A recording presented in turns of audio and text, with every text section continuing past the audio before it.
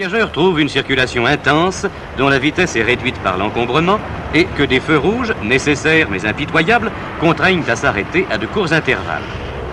Pourtant, il faut assurer rapidement et régulièrement les déplacements massifs d'une population laborieuse. C'est le rôle du métro qui échappe aux servitudes de la voie publique. Ces trains, dont chacun peut transporter presque autant de voyageurs qu'un rapide, s'arrêtent à des stations très rapprochées. Ainsi, dans tous les quartiers de la capitale, les Parisiens peuvent-ils trouver, à moins de 500 mètres de leur domicile, une des 270 stations du réseau prêtes à les accueillir.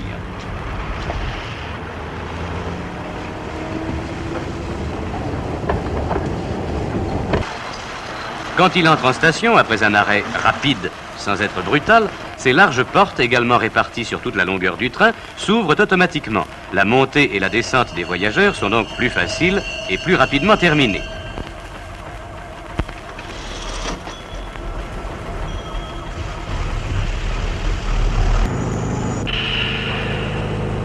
L'exploitation du métro est un ensemble de techniques coordonnées avec précision et rigueur.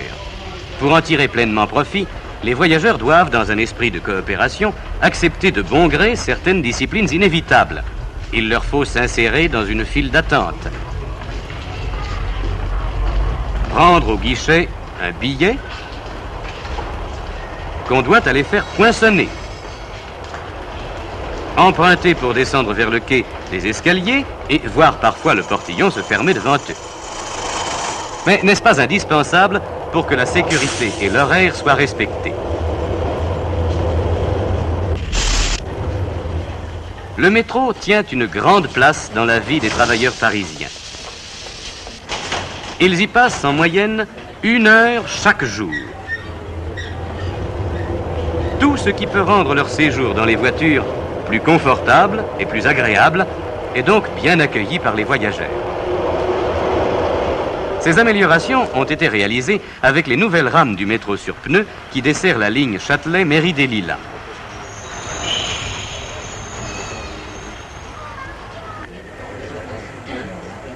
Dans ces voitures, aux sièges rembourrés dans les 2 classes, un éclairage rationnel et l'absence de trépidation permettent aux voyageurs de lire avec aisance, de prendre des notes,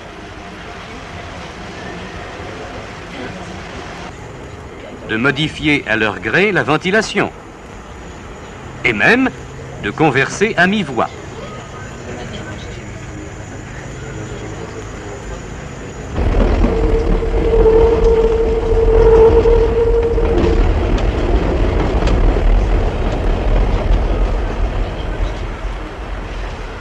Lorsqu'une correspondance lui fait emprunter le métro sur pneus, il peut, au milieu de couleurs reposantes, claires et délicates, trouver dans le silence presque total une zone de détente précieuse qui le fait échapper au rythme fiévreux de la vie parisienne.